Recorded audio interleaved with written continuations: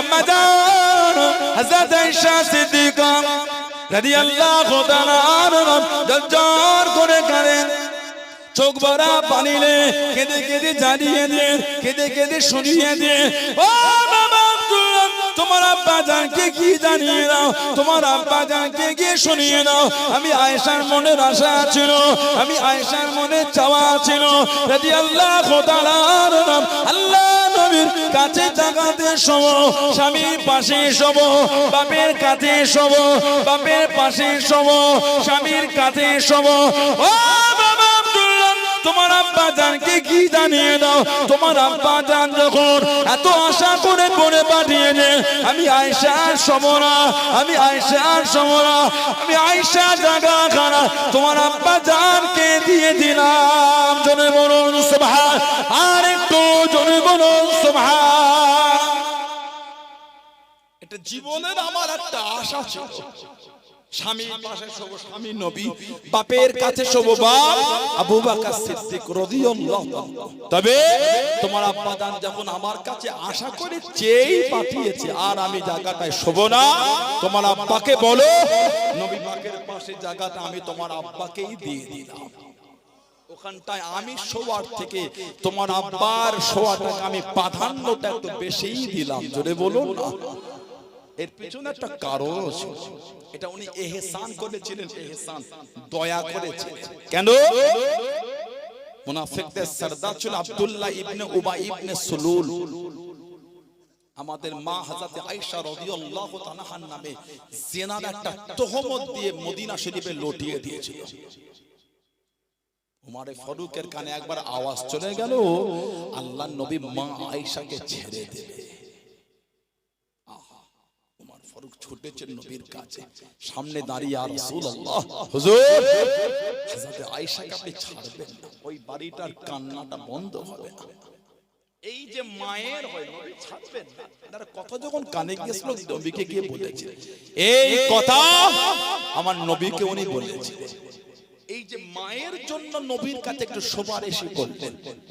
আমার মা তিনিও উনি যখন আশা করে বলে পাঠালে নবীর পাশের জায়গাটা উনিও ওনার প্রতি ইহসান করে ওই জায়গাটা উনিও ছেড়ে দিলেন। জোরে বলুন না সুবহানাল্লাহ।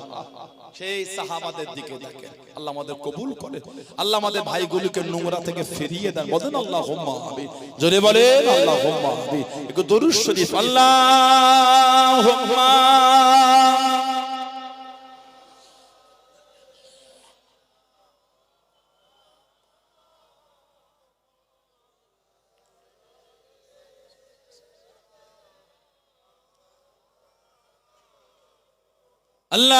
আল্লাহুম্মা সাল্লি আলা সাইয়্যিদিনা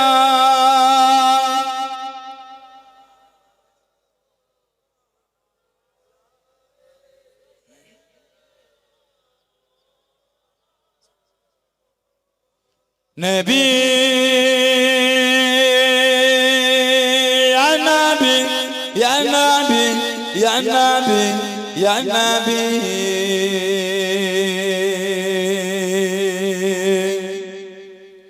নবী ইয়া নবী ইয়া নবী ইয়া নবী ইয়া নবী ইয়া নবী ज़मीन नो ज़मान तुम्हारे लिए मक्की नो मक्का तुम्हारे लिए ज़मीन नो ज़मान तुम्हारे लिए मक्की नो मक्का तुम्हारे लिए चुनी हो चुना तुम्हारे लिए हम आएगा तुम्हारे लिए नबी या नबी या नबी या नबी या नबी या नबी या नबी या नबी या नबी या नबी या नबी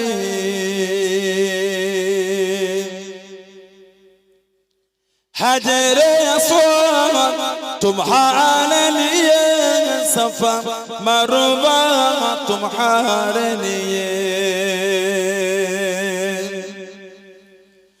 अजर अस्वाद तुम्हारे लिए, सफा मरवा तुम्हारे लिए, अर्श अज़ीम तुम्हारे लिए, मदीना मक्का तुम्हारे लिए, अर्श अज़ीम तुम्हारे लिए, मदीना मक्का तुम्हारे लिए।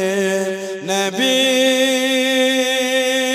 या नबी या नबी या नबी या नबी या नबी या नबी या नबी या नबी या नबी या नबी या नबी या नबी या नबी या नबी या नबी या नबी। अल्लाहुम्मा सल्ली अला मौलाना मुहम्मद व अला आले सय्यदना।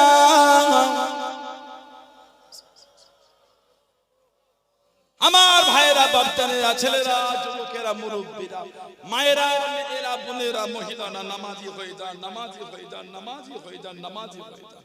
নামাজ ছাড়া যাবে না, নামাজ ছাড়া যাবে না। ছেলেরা নামাজি হয়ে যান, কেন নামাজ পড়েন?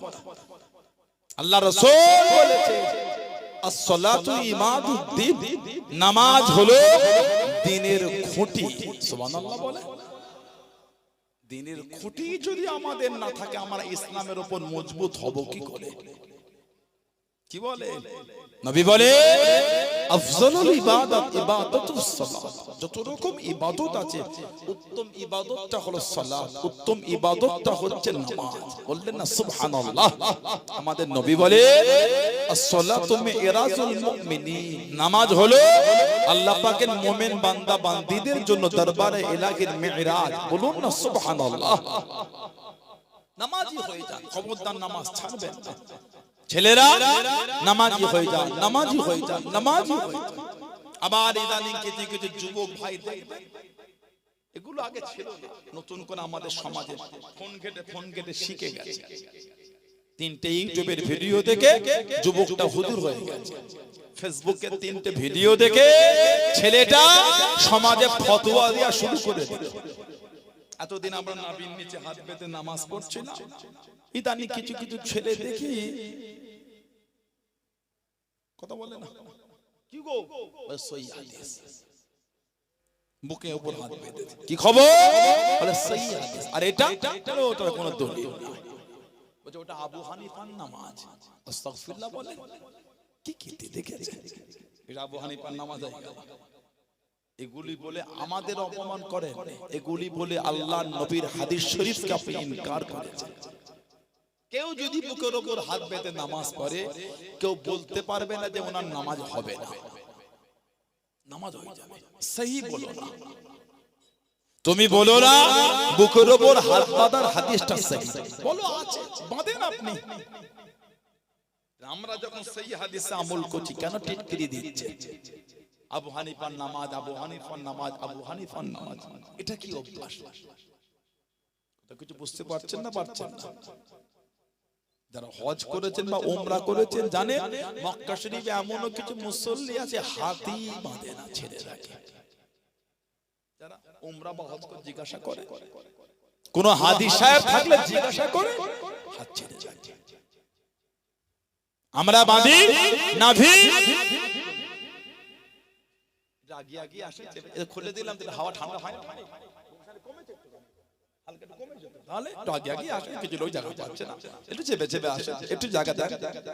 ভালোবাসা সব এসেছে আল্লাহ আল্লাহ রাসূলের ভালোবাসা, আমার ভালোবাসা। এটা হলো আল্লাহ আল্লাহর রাসূলের ভালোবাসা। সুবহানাল্লাহ বলে, আর কি জোরে বলা গেল না? হযরতে ইমাম আবু ঈসা আত-তিরমিজি রাহমাতুল্লাহ, তিনি দুটো রায় এনেছেন সুন্নাহ। ইমাম আবু ঈসা আত-তিরমিজি রাহমাতুল্লাহ, যিনি গোটা তিরমিজি শরীফটা অন্ধ কানা অবস্থায় কিতাব লিখেছিলেন। জোরে বলবেন না? উনি যখন কিতাব লিখেন তখন চোখে দেখতে পেতেন না। কে? ইমাম তিরমিজি রাহমাতুল্লাহ। শেষ জীবনে সফর করছেন, শেষ জীবনে সফর করে ফাঁকা মরু ময়দানে গিয়ে হুজুর একটু করে দিলেন। সাথী সঙ্গী খাদেম বলছে হুজুর কি ব্যাপার ফাঁকা জায়গায় মাথা নিচু করুন কেন? এখানে একটা গাছ হেলে নাই না তো। হুজুর বলে তাহলে দাঁড়াও। দাঁড়ালে বললেন এলাকার প্রবীণ বয়স্কদের ডাকো, যদি আমার কথার সাথে কাজে না মেলে জানবে আমার তাআম্মুজ, আমার ধরন ক্ষমতাটা লোপ পেয়েছে, আমার ধরন ক্ষমতা এটা কমে গিয়েছে। এলাকার প্রবীণদের টাকা হলো। হুজুর বলেন জিজ্ঞাসা করো তো এখানে গাছ হেলেছিল কি ছিল না? এলাকার প্রবীণদের জিজ্ঞাসা করা হলো এখানে গাছ হেলেছিল। এলাকার মুরব্বী বয়স্ক প্রবীণরা জবাব দিলেন হ্যাঁ এখানে গাছ হেলেছিল, তবে গাছটাকে কেটে দেওয়া হয়েছে। ইমাম আবু ঈসা তিরমিজি রাহমাতুল্লাহ হুজুর বললেন আমি যখন চোখে দেখতে পেতাম এই রাস্তা থেকে আমি সফর করেছিলাম, গাছ হেলেছিল বলে তখন চোখে দেখে মাথা নিচু করেছিলাম। আজকে ওই পথ দিয়েই যায়, চোখে দেখতে পায় না, জায়গা মনে আছে। চোখে দেখতে পাই না, জায়গা মনে আছে। সেই দিনের কথা মনে পড়ে গেল, যেটা গাছ সেখানে হেলে আছে, ওই সেই দিনের কথা চিন্তা করে মাথা হেঁট করে যাচ্ছে। চোখে দেখতে পাই না, চোখে যদি দেখতে পেতাম হয়তো জানতাম গাছ নাই। চোখে দেখতে অন্ধ, সেই দিনের কথা মনে করে আজকে মাথাটা হেঁট করে গিয়েছে। জোরে বলুন না সুবহানাল্লাহ। উনি এনেছেন দুটো রায় সুন্নাহ, একটা হলো তাহতা সুররা আর একটা হলো ফাওকা সুররা। তাহতা সুররা মানে নাভির নিচে, ফাওকা সুররা মানে নাভির উপরে, দুটোই সুন্নাহ। আমরা মাদি নাভির নিচে, কোথায় মাদি? নাভির একটু নিচে। অনেক কাছে নাভির উপরে, ওটাও সুন্নাহ। তবে এটা আমার আলাদা, এটা সাদর। সাদরুল মানে সেনা, বুক। এটা পেট না, এটা বুক। এটা হলো আলাদার পার্ট। কেউ যদি বুকে বাঁধেন, আমি আপনাকে হেও করব না, তবে সহি বলবেন না। বলেন আছে হাদিস, বাঁধেন আপনি। সারাদিন সেই হাদিস সেই হাদিস সেই হাদিস করে মুখে ফেনা তুলে ফেললেন। আমাদের করে কত টিটকিরি দিলেন হানাফিদের করে, আজকে নিজেরা এরকম করছেন কেন? হাদিস শরীফ আছে ইমাম বুখারী আর ইমাম মুসলিম রাহমাহুল্লাহ দয়ের উস্তাদ হযরত ইমাম আবু বকর ইবনে আবি শাইবা মুসান্নাফ ইবনে আবি শাইবা বলে উনি হাদিস শরীফের কিতাব লিখেছেন। মুসান্নাফে ইবনে আবি শাইবা উনি একটা হাদিস শরীফের কিতাব লিখেছেন।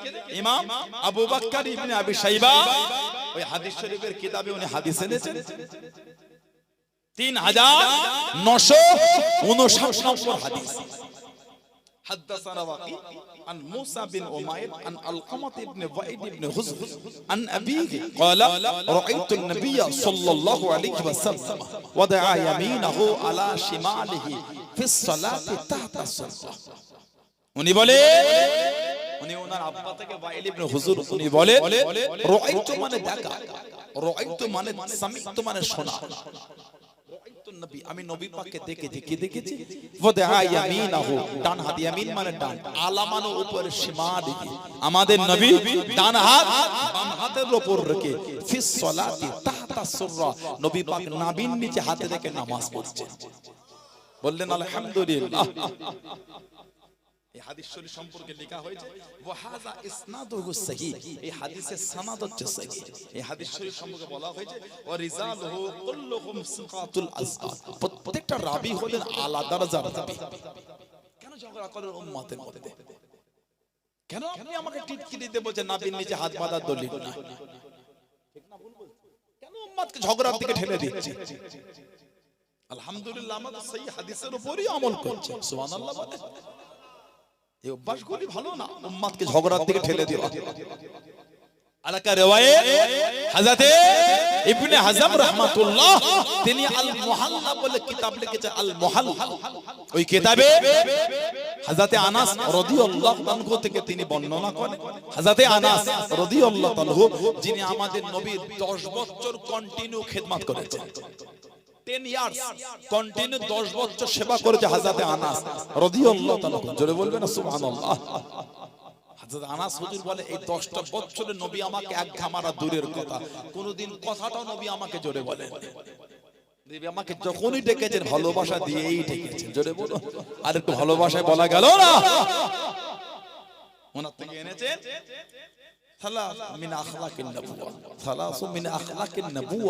তিনটে বিষয় আল্লাহর নবীর স্বভাবের অন্তর্ভুক্ত। তিনটে বিষয়।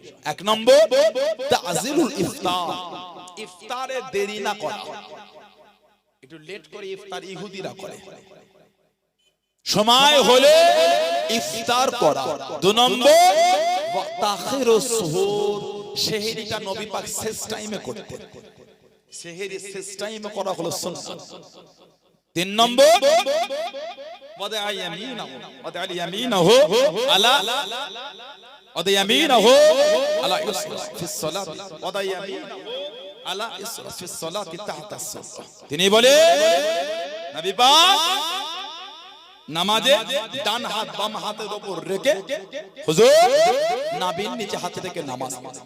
ওয়াদাইয়ামিনাহু আলা শিমাল, আল্লাহর নবী ডান হাত বাম হাতের উপর রেখে নবী পাক নাভির নিচে হাত রেখে রাসূলুল্লাহ নামাজ পড়তেন। জোরে বললেন না আলহামদুলিল্লাহ? জোরে বলা গেল না আলহামদুলিল্লাহ? ফিস সালাতি তাতা সুররা, নাভির নিচে হাত রেখে। এই তিনটে বিষয় আমাদের নবীর স্বভাবের অন্তর্ভুক্ত। সুবহানাল্লাহ বললেন না? আর অনেক বর্ণনা আছে। ইমাম বুখারী হুজুরের উস্তাদ হযরত ইসহাক ইবনে রাহয়া উনি বলেন তাহতা সুররাতি আকওয়া ফিল হাদিস ওয়া আকরাবু ইলাইহি তাওয়াত। তিনি বলেন নবীর নিচে হাত বাঁধার হাদিস অধিক শক্তিশালী এবং বিনয়ের নিকটতর। বলুন না সুবহানাল্লাহ। তবে ছেলেদের নামাজ আর মেয়েদের নামাজটা কিন্তু এক না। ছেলেদের নামাজ আর মেয়েদের নামাজ বলে এক না। আমরা যখন তাহরিমা মাদি এই কানের লতিতে আমরা হাতটা টাকাই, আঙুলগুলি হালকা ফাঁকা থাকবে। মেয়েরা কানে তুলতে পারবে? কথা বলে না? মেয়েরা এই কাঁধের উপর হাত তুলতে পারবে না। মেয়েরা আল্লাহ রাসূল বলেছেন একটু আঁটো হয়ে মেয়েরা নামাজ পড়বে। কেন? মেয়েদের নামাজে হবে, পর্দাও হবে। সুবহানাল্লাহ বলে মেয়েরা নামাজ পড়বে একটু আঁটো হয়ে নামাজ পড়বে। আমাদের সিজদা, মেয়েদের সিজদা এক বলে মনে হয় আপনাদের? ছেলেরা যখন সিজদায় আমরা থাকি আমাদের এই অংশটা ফাঁকা থাকে, মেয়েদের এই পা এই জায়গাটা আর শরীর দুটো মিশে হাত মাটির সঙ্গে মিশে সিজদা, সিজদাও হবে, মেয়েদের পর্দাও হবে। সুবহানাল্লাহ বলে। আর কি জোরে বলা গেল না? আল্লাহ আমাদের অশান্তি থেকে দূরে রাখে। বলুন আল্লাহুম্মা আমিন। জোরে বলেন আল্লাহুম্মা আমিন।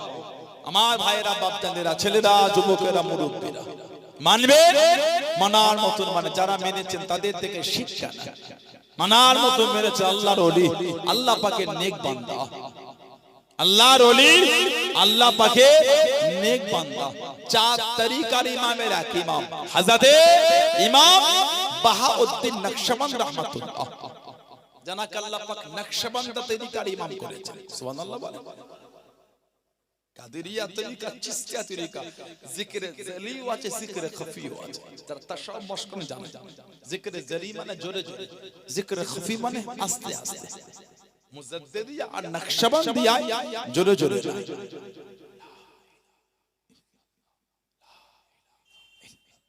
খফি আস্তে আস্তে, আওয়াজ হবে না। চিশতিয়া তরিকা জোরে আছে, আস্তেও আছে। কাদেরিয়া তরিকা জোরে আছে, আস্তেও আছে। নকশবন্দিয়া মুজাদ্দিদিয়া তরিকা জিকরে জলি না, খালি জিকরে খফি আছে, আস্তে আস্তে, আওয়াজ হবে না, শব্দ হবে না, মনে মনে জোরে কোনো শব্দ হবে না। বাহাউদ্দিন নকশবন্দ রাহমাতুল্লাহ এত আলা দরজা আল্লাহ ওনাকে দিয়েছে, এত মাকাম আল্লাহ। উনি যেদিকে দেখতেন অটোমেটিক আল্লাহ লিখা হয়ে যেত। জোরে বলা গেল না? আল্লাহ পাকের ওলি ও জবাকে হযরতে বাহাউদ্দিন নকশবন্দ রাহমাতুল্লাহ আলাইহি চার তরিকার ইমামের এক ইমাম, আল্লাহর ওলি, পেরানে বিদেশি গাউসুল আযম হযরতে বরবি রাহমাতুল্লাহ আলাইহি কবরের কাছে চলে গেলেন, মাজারের কাছে দাঁড়িয়ে গেলেন, কবরের পাশে দাঁড়িয়ে গেলেন, কবরটা জিয়ারত করেন, কবরটা জিয়ারত করলেন। ও জবাকে আল্লাহর ওলি হযরতে বাহাউদ্দিন নকশবন্দ রাহমাতুল্লাহ আলাইহি জিয়ারতটা শেষ করে কবরের পাশে দাঁড়িয়ে দাঁড়িয়ে আল্লাহর ওলি গাউসুল আযম হযরতে বরবি রাহমাতুল্লাহ আলাইহি প্রশংসা করেন, হুজুরের তারিফ করেন, হুজুরের প্রশংসা করেন। আল্লাহ পাক আপনাকে পেরানে পীর করেছেন, আল্লাহ পাক আপনাকে গাউসুল আযম করে দিয়েছে। ও জবাকে আল্লাহ পাকের হুকুমে গাউসুল আযম হযরত নবী রাহমাতুল্লাহ আলাইহি হুজুরের কবরের ভিতর থেকে রূহানি হালাতে উনি আওয়াজটা শুনতে পেয়ে গেলেন। ও বাবা বাবাদের, তুমি আমার তারিফ করো, তুমি আমার প্রশংসা করো। তুমি কি জানো আল্লাহ পাক তোমাকে কি মাকাম খানা দিয়েছেন, কি সম্মান খানা দিয়েছেন? আমি বাগন্দি জানি না, আমি বাগন্দি বলতে পারবো না। ও জবাকে আল্লাহ পাকের হুকুমে কবরের ভিতর থেকে রূহানি হালাতে শব্দখানা শুনতে পেয়ে গেলেন। ও বাবা বাগন্দি, আল্লাহ পাক তোমাকে ইলমে মারিফাতের দ্বারা, আবদিয়াতের দ্বারা, ইবাদতের দ্বারা আল্লাহ পাক তোমাকে ওই মাকাম দিয়ে দিয়েছেন। বাবা দুনিয়া জমিনে যেই দিকে চোখ তুলে দেখবে, কি পাথরের দিকে, কি গাছের দিকে, যেই দিকে দেখবে বাবা আল্লাহ রাব্বুল আলামিন ওই দিকে দে আল্লাহ লিখাখানা লিখে দেবে। ওনার নাম হলো বাহাউদ্দিন, ওনার নাম বাহাউদ্দিন। ওনাকে বলা হয় নকশবন্দ, মানে নকশা করনে ওয়ালা। উনি যেদিকে চোখ তুলে দেখতেন আল্লাহ পাকের হুকুম, ওই দিকে আমার আল্লাহ আল্লাহ লিখাটা লিখে দিতেন। বললেন আলহামদুলিল্লাহ, জীবন তৈরি করেছে। জীবন এমনি এত আলাদা দরজা পায়। আমরা তো আমাদের জীবন ধ্বংস করে ফেলেছি। মসজিদে নামাজ হলো মনটা টানে না, একটু পিছনে গিয়ে দাঁড়িয়ে নামাজটা পড়ি। মসজিদে আযান হলো ছেলেগুলি গান দেখা বন্ধ করছে না, এমনি তো গান দেখছে গুনাহ, এমনি তো হারাম জিনিস দেখে। আযান সম্মানে বন্ধ করে, আযানের জবাব দিয়াটা ওয়াজিব, জবাব দিয়াটা ওয়াজিব, সেটাও দেয় না। ঠিক বলছে না ভুল বলছে? মসজিদের পাশে এত জোর গান চালিয়েছে, চায়ের দোকানটায়, মোবাইলটায় ছেলেগুলো বসে বসে মসজিদের পাঁচিলে গায়ে আড্ডা দেয় আর ফোনে গান চালিয়ে শোনে। আস্তাগফিরুল্লাহ বলে, এটা আল্লাহকে ভয়ও লাগে না, এটা আল্লাহ পাককে ভয়ও লাগলো না। আল্লাহ পাক তিনি নিজে বলেছেন, ইয়া আইয়ুহাল্লাযীনা আমানু তাকুল্লাহ, হে ঈমানদার বিশ্বাসী বান্দা বান্দীরা, তোরা আমি আল্লাহ আমাকে ভয় কর। আল্লাহ নিজে বলছে আমাকে ভয় কর। আল্লাহ পাকের নাম হচ্ছে ইয়া আল্লাহু ইয়া কাহ্হার। আল্লাহ পাক হলেন কঠিন, ইয়া আল্লাহু ইয়া কাহ্হার, আল্লাহকে ভয় কর। আবার আল্লাহ পাক অপর জায়গায় বলেছেন, লা তাকনাতু মির রাহমাতিল্লাহ, এই আমার বান্দা বান্দি, তোরা আমি আল্লাহ আমার রহমত থেকে নিরাশ হয়ে যাস না। জোরে বলে। বিয়াদবদের জন্য এটা কাহার, বিনয়ীদের জন্য এটা লা তাকনাতু মির রাহমাতিল্লাহ। কারা গুনাহ হয়ে গেছে কিন্তু লজ্জিত, আল্লাহ মাফ করে দাও, আল্লাহ ভুল করে ফেলেছে, এদের জন্য এই আয়াত। তুমি গুনাহ করে যাবা, গরম দেখাচ্ছ, বেশ করেছি, কি হয়েছে, এসো এসো, অন্যায় করেছো নত, ভুল করে ফেলেছে, কথা ঠিক না ভুল করেছে, আল্লাহ মাফ করে দেন, আল্লাহ করে ফেলেছে, আল্লাহ আমি আর করব, আল্লাহ আমাকে বোঝার তৌফিক দেন, আল্লাহ শয়তানের ধোঁকায় করে ফেলেছে, আল্লাহ আমি যেন শয়তানের ধোঁকায় আর না পড়ি, সেই ঈমান আমাকে দেন। এটাই তো মুমিনের পরিচয়, এটাই তো ঈমানদারের পরিচয়। ছেলেরা ভালো হন, এত আলা দরজা পেয়েছে, যেদিকে দেখতেন আল্লাহ লিখা হয়েছে। যদি বলবেন জীবন তৈরি করেছেন, জীবন তৈরি করেছেন, জীবন তৈরি করেছেন আল্লাহর ওলি, আল্লাহ পাকে নেক বান্দা হযরতে বাদশা ইব্রাহিম বিন আদহাম রাহমাতুল্লাহ, বালকান দেশের বাদশা ছিল, দেশের বাদশা। তখনকার বাদশারাও আল্লাহর ওলি, সুবহানাল্লাহ বলে। এখনকার আলেম উলামারা আল্লাহর ওলি হতে পারছে না, তখনকার দেশের বাদশাগুলো আল্লাহর ওলি। ফরজ নামাজ তো অনেক আলা, তাহাজ্জুদের নামাজটা বাদ যেত না তখনকার বাদশাদের। এখনকার আলেম ওলামাদের খুব কম তাহাজ্জুদ পড়ে, সাধারণ অনেক দূরের কথা। কষ্টের কথাগুলো কাকে বলবেন আপনি? ওয়াজ ওয়াজ একটা রেসমের ওয়াজ হয়ে গেছে, জলসা মাহফিল একটা নিজেদের টেন্ডেন্সি, এই করলে আমার জলসাটা পারবে, একটু নিয়ত হলো না, আমার ওয়াজটা শুনে নিজেও ভালো পথে যেমন চলছি, পাঁচটা লোকও ভালো পথে চলবে। এই ওয়াজ যদি আমরা এই নিয়তে করি, ওই ওয়াজ করাটা শোনাটা আল্লাহ আমাদের নাজাতের একটা জারিয়া করে দেবেন। উভয়ের নিয়তের মধ্যে গন্ডগোল, কিছু বুঝতে পারছেন না? উভয়ের নিয়তে গন্ডগোল, কিছু জানুক না জানুক, এখন যে সে উঠে স্টেজে ওয়াজ করে, কি বলে নিজেও জানে না। এগুলো উচিত না। সাধারণ লোকের ওয়াজ শোনাটা হচ্ছে হারাম, গোমরা হয়ে যাবে লোক। কিছু বুঝতে পারছেন? এই এখানটা অত সহজ জিনিস নয়। আল্লামা হিন্দ, আল্লামা রুহুল আমিন রাহমাতুল্লাহ আলাইহি, তিনি ওয়াজ শিক্ষা বলে কিতাব লিখেছেন। আল্লামা হিন্দ, আল্লামা রুহুল আমিন রাহমাতুল্লাহ ওয়াজ শিক্ষা বলে কিতাব লিখেছেন। সানাউল্লাহ সিদ্দিকী যদি নামাজ না পড়ি, আমার যোগ্যতাটা হয় কি করে এখানে বসে আপনাকে নামাজের কথা বলবো? আমি কথা ঠিক না ভুল বলছি? সানাউল্লাহ সিদ্দিকী যদি নিজেই নামাজটা পড়ি, এই হুজুরটার যোগ্যতা হয় কি করে, অধিকার হয় কি করে আমি আমত করতে গিয়ে বললাম নামাজ পড়ো? এই হুজুর তো নিজেই পড়ে না।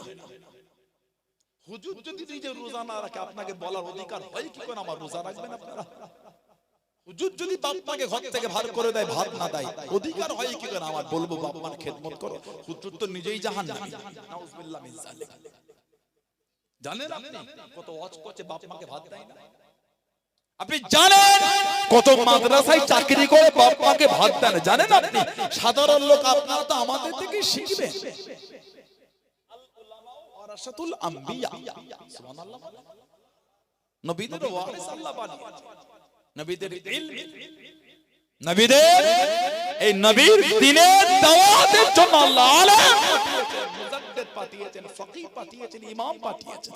তারা এই দ্বীনের খিদমত কিয়ামত পর্যন্ত চালাতে থাকবে। জোরে বলুন।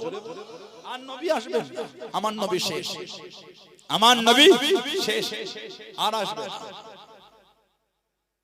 সেই আলেম ওলামা কত মাদ্রাসার শিক্ষক আছে বাপ মাকে বাদ দেয় না, বউকে নিয়ে ফ্ল্যাটে থাকে, চাকরি করে, খোঁজও নাই না।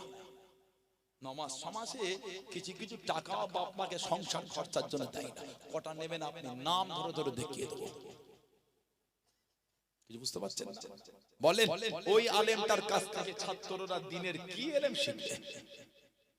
কিতাব পড়লে এলেম হয়? কিতাব পড়লে পড়া হয়, এলেমের নূর অর্জন হয় না। আল্লাহ রাসূল বলেছে আল ইলমু নূরুন, এলেম হচ্ছে নূর, জ্যোতি। এই জ্যোতি অর্জন করতে গেলে হাক্কানি উস্তাদের সান্নিধ্যে বসতে হয়।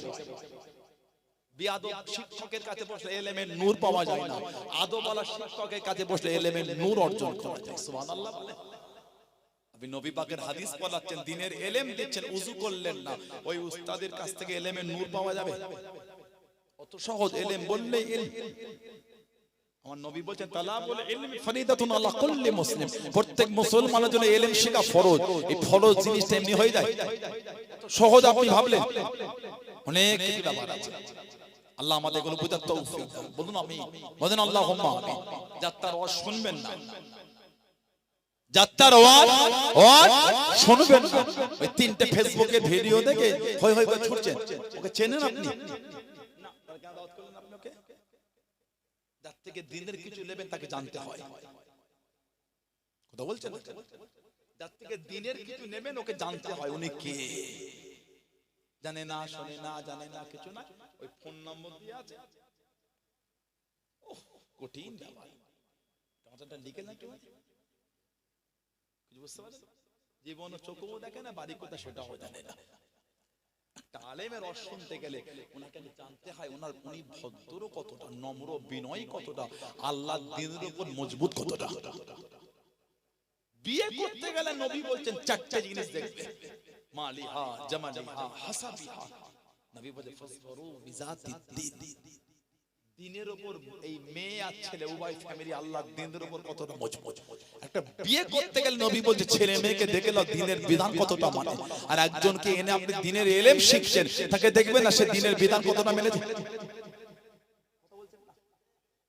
নবী বলে বিয়ে করতে গেলে মূল যেটা কারণ ফাসফারু বিজাতিদ দ্বীন, এই ছেলে আর মেয়ে, ছেলের ফ্যামিলি, মেয়ে ফ্যামিলি, উভয়ের মধ্যে আল্লাহর দ্বীনের বিধানে কতটা মজবুত। নবী বলেন দেখে বিয়ে দাও। এটা বিয়ে দিতে গেলে যদি ফ্যামিলিকে দিনের বিধান থেকে দিতে হয়, আর একজনকে আলেম হিসাবে দাওয়াত করে এনে নবী পাকের ইলম নেবেন, নবী পাকের দিনের শিক্ষা নেবেন, তানাকে দেখবেন না তানার চরিত্র কেমন, দাওয়াত করলেই হয়ে গেল না। খবরদার যাকে তাকে দাওয়াত করবেন না। আবার ইদানিং আমাদের সিলসিলার ছেলেগুলি সব অন্য দল মতের বক্তাদের ভিডিও থেকে দাওয়াত করছে। কেন করলেন? তাদের স্টেজ আমাদের তোলে, কথা বলছেন, তাদের স্টেজ আমাদের নিয়ে যায়, তাহলে আমাদের স্টেজে তিনি আসবেন কেন? আমি তো ভাগ করি, আপনি ভাগ করেছেন না, আমি তো নোংরা শব্দ চয়ন করিনি, ভালোবাসাই বলেছি। আপনি আমার স্টেজে আসার আশা করেন, আমরাও তো আপনার স্টেজে যাবার আশা করি, ঠিক না বলবো? সানাউল্লাহ সিদ্দিকের যোগ্যতা কমই থাক, মুজাদ্দিদুজ্জামানের দরবারে বড় বড় উলামারা আছেন, আমার অনেক পীর ভাইয়েরা আছেন বড় বড় শিক্ষিত জ্ঞানী, আমার অনেক পীর মুরব্বিরা আছেন তারা শিক্ষিত, তানাদের নিলেন, আমি নাই মূর্খ, আমাকে নাই নিলেন, আমি অজ্ঞ, আমাকে নাই নিলেন, আলেমদের নেন তারা সিলসিলার আলেম, ঠিক না ভুল বললাম? আপনি আমার স্টেজে আসবেন, আমি কেন আপনার স্টেজে উঠতে পারবো না? ওজন্য অন্য দল মত মতে বক্তা দাওয়াত করবেন, ওয়াজ শুনে তিনটে গজল থেকে পাগল হতে হয় না, আকীদাটাকে দেখতে হয়। কিছু কিছু বক্তা নেটে আছে, দাদা হুজুর কেবলার শানে বিয়াদবি শব্দ চয়ন করে, সেই বক্তাটাকে